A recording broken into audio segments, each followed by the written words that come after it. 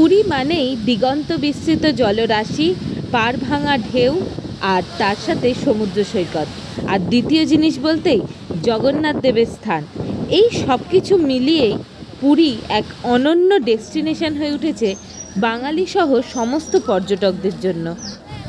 পুরী বিচের স্পেশালিটি এটা নতুন এবারে সংযোজন, দেখি কেমন হয়। পান্ডা ছাড়াই খুব ভালো দর্শন হলো।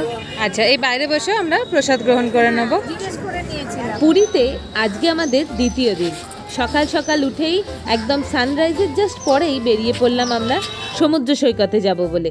সমুদ্র সৈকত তো একদম কাছেই। আর এই জায়গাটা যেখানে আমরা রয়েছি, এখানকার ভিডিও আগের পর্বে দেখিয়েছিলাম।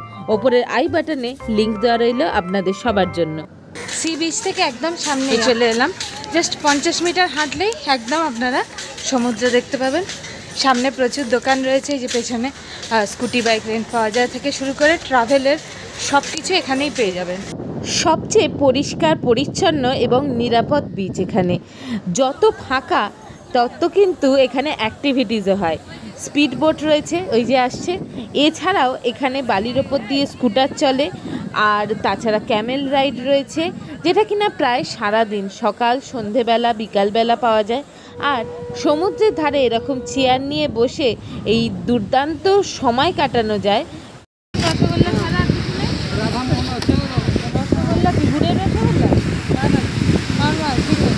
না না না, মদন মোহন দিন দুটো,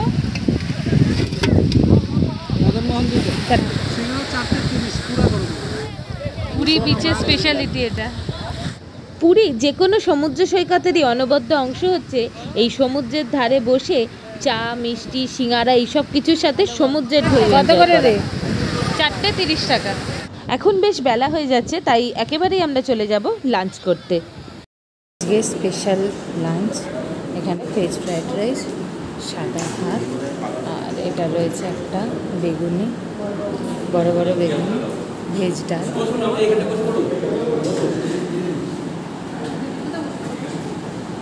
অন্নভোগ দিয়ে শুরু, ফ্রায়েড রাইস, ফুলকপির গব্বা, বেগুনি, তার সাথে ভেজ ডাল, চাটনি, পায়েস, পাঁপড়, মিষ্টি, এই সব কিছু মিলিয়ে দুর্দান্ত লাঞ্চ করলাম আমরা আজকে।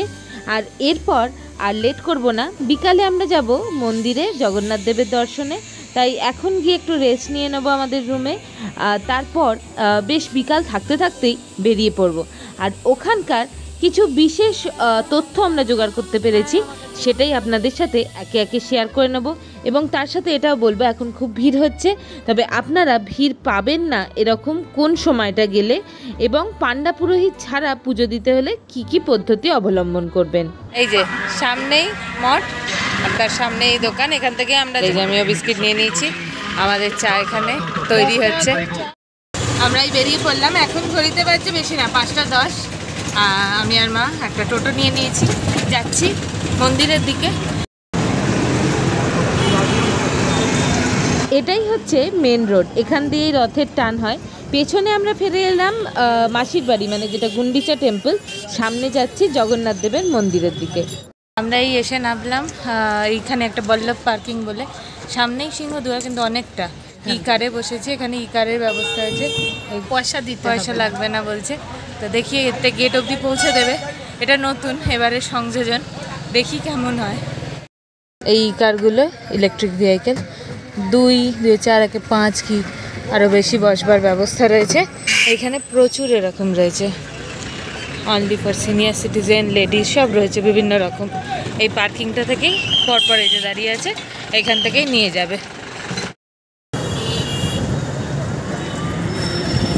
এইটা যেমন এবারে নতুন দেখালাম, তেমন এবারে আমরা ঢুকবো, মন্দিরে ঢুকবো অন্য একটা গেট দিয়ে, এবং সেখানকার সমস্ত ইনফরমেশান দেব।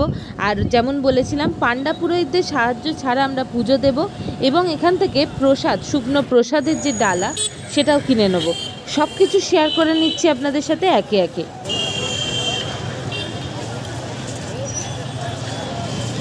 এখন বিকেল পেরিয়ে সন্ধে ঢলছে, এই সময়টা আমরা এসেছি। অসাধারণ পরিবেশ, ওয়েদারটাও আজকে ভালো রয়েছে, আর যেহেতু বিকালবেলা তাই আশা করছি একটু ভিড় কম পাবো। আপনারা যদি ধ্বজা বাঁধা দেখতে চান, তাহলে আপনাদেরকে আসতে হবে আরেকটু আগে, দুপুর থেকে বিকালের সময়টায় দেখা যায়। এছাড়াও মন্দিরে যেরকম ছিল 4টে দুয়ারই এখন কিন্তু খোলা রয়েছে। আর তার সাথে প্রতিটা দুয়ারে সিংহদুয়ার সহ সমস্ত দুয়ারের ওখানে জুতো মোবাইল জমা দেওয়ার স্ট্যান্ড হয়ে গেছে নতুন। আর বাইরে সমস্ত দোকান আগে যেমন ছিল এখনও ঠিক তেমনই রয়েছে। আমরা এই সিংহদুয়ারের ডান দিক বরাবর হেঁটে যাচ্ছি নর্থ গেটের দিকে, ওখানেই জুতো মোবাইল জমা দিয়ে মন্দিরে প্রবেশ করব। আমরা এই হস্তিদুয়ার নর্থ যে গেটটা ভালোভাবে খুব সুন্দর দর্শন করলাম, পান্ডা ছাড়াই খুব ভালো দর্শন হলো। এই চত্বরটা দিয়ে হেঁটে এসে সামনে রয়েছে বসবার জায়গা, এখানে এই যে মা বসে রয়েছে। আমরা দর্শন করে বেরিয়ে আনন্দবাজার থেকে ভোগ প্রসাদ কিনলাম। এখানে থাকছে অন্নভোগ, 3 রকমের অন্ন, এখানে একটা খিচুড়ি, সাদা খিচুড়ি, পোলাও, 2 রকমের তরকারি, এখানে একরকম এখানে একরকম, ডাল খিচুড়ি টাইপের, আর এখানে রয়েছে বেশ অনেকটা পায়েস। এই সমস্তটা কত নিল? 100 টাকা নিয়েছে। আচ্ছা, এই বাইরে বসে আমরা প্রসাদ গ্রহণ করে নেব। জিজ্ঞেস করে নিয়েছিলাম, আনা যায়, আপনারা যদি চান বাড়িতেও নিয়ে যেতে পারেন। এবারে প্রথমবার আমরা দেখাচ্ছি পুরীর জগন্নাথ মন্দিরে মাত্র 100 টাকায় প্রসাদ। এখন পুরো সন্ধেবেলায় আমরা পেলাম আনন্দবাজার থেকে, ওখান থেকে কিনে নিয়ে আসবার ব্যাপার, সুন্দর করে প্যাক করে দিয়েছে। এইটা হয়তো আমরা ইউটিউবের ইতিহাসে এই সন্ধেবেলা প্রসাদ প্রথমবার দেখাচ্ছি, দেখুন কেমন লাগে আপনাদের। এই সামনে হচ্ছে শু মোবাইল স্ট্যান্ড, এই যেটা দেখতে পাচ্ছেন, এইখান দিয়ে ঢোকবার ব্যবস্থা। এটা হচ্ছে হস্তিদুয়ার নর্থ গেট মনে হয় বলছে, এখানে একটা মন্দির রয়েছে, আর এই হচ্ছে মূল গেট। হস্তিদুয়ার হচ্ছে এটাকেই বলা হয়। ভেতরে গেলে সামনে কিছুটা এগিয়ে গেলে আপনারা দেখতে পাবেন দুপাশে 2টো হাতির মূর্তি রয়েছে, আর এই হচ্ছে আমাদের পুরো ধ্বজা উঠছে দেখা যাচ্ছে, আমি একটু জুম করছি, দেখুন ধ্বজা উঠছে, একটা সুন্দর আলো দিয়ে সাজানো হয়েছে, মানে আলোটা ফেলছে দূর থেকে, দারুণ লাগছে। জগন্নাথ দেবের দর্শন করবার জন্য আপনারা যে কোনো মানে এন্ট্রান্স অ্যান্ড এক্সিট 4টে গেটেই এখন রয়েছে। আমরা জেনে নিলাম বাইরে। আমরা আগের বার এসেছিলাম দক্ষিণ দুয়ার দিয়ে, সিংহদুয়ার দিয়েও একবার এসেছি, এবারে এলাম আমরা সুবিধা হলো উত্তর দুয়ার মানে হস্তিদুয়ার যেটাকে বলছে সেইখান দিয়ে। এখান দিয়ে অ্যাকচুয়ালি এখান দিয়ে কিছুটা হেঁটে এগিয়ে যেতে হচ্ছে, ওই পাশটা হেঁটে এগিয়ে গেলে গিয়ে এখান দিয়ে ঢোকা, কিন্তু বেরোনো একদম সামনে দিয়ে, এইখান দিয়ে এখন পুরো ফাঁকা হয়ে গেছে। আপনারা যদি চান ফাঁকায় দর্শন করতে একদম ভোরে আসতে পারেন, দুপুরে আসতে পারেন, না হলে সন্ধেবেলা আসতে পারেন। আমরা রেকমেন্ড করবো, আস্তে আস্তে গরম চলে আসছে, সন্ধেবেলা আসাই ভালো, একটা ঠান্ডা মৃদুমন্দ হাওয়া দিচ্ছে, তার সাথে দুর্দান্ত দর্শন হবে। মন্দির খোলা থাকে সকাল 7টা থেকে রাত্রি 10টা অবধি। এর মাঝে ভোগারতির জন্য কিছুক্ষণ করে বন্ধ হয়। আর পান্ডা পুরোহিতদের সাহায্য ছাড়া আমরা অন্নদান কাউন্টার থেকে শুকনো ভোগ প্রসাদ কিনে আনলাম। ওখানে আপনারা নির্দিষ্ট মূল্য দিয়ে ভোগ প্রসাদ গ্রহণ করতে পারেন, এবং আনন্দবাজার থেকে আপনারা নর্মাল খিচুড়ি সহ অন্যান্য অন্নভোগ দিয়ে প্রসাদ নিতে পারবেন।